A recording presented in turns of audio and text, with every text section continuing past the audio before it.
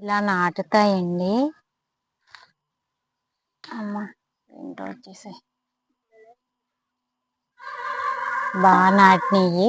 ఇవి జీడి డొక్కల ద్వారా నాటుతాయని చెప్పాను కదా. స్టార్టింగ్లో కొద్దిగా నాటాయి అన్నమాట. ఇవి ఇప్పుడు నాటాయి. చాలా టేస్టీగా ఉంటాయి ఈరోజు కర్రీ.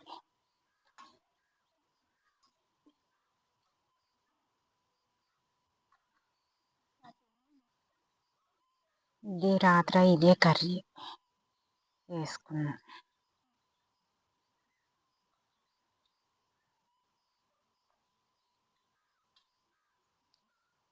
వర్షాలు పడితే ఇవి నాటుతాయండి.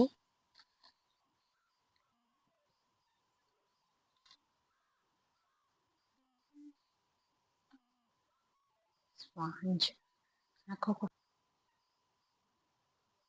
నేను పెట్టుకుంటాను.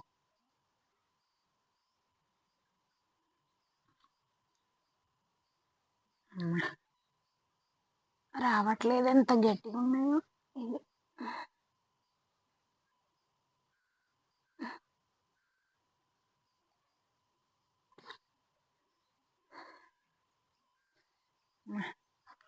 ఇద్దాంలే, చెయ్యి నొప్పి పెడుతున్నాయి.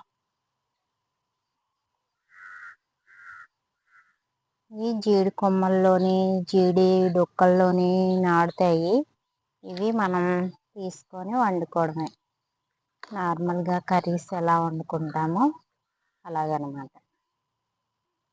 చాలా టేస్ట్, పుట్టకొక్కులు టేస్టే ఉంటాయి అన్నమాట. ఇవి కూడా పుట్టకొక్కులు ఎలా టేస్ట్ ఉంటాయో ఆ టేస్ట్లోనే ఉంటాయి. వర్షం పడితే ఇంకా ఎక్కువ నాటేసింది. వర్షం పోయి ఎండలు వచ్చేసినాయి, అందుకే తక్కువగా నాటినాయి అన్నమాట.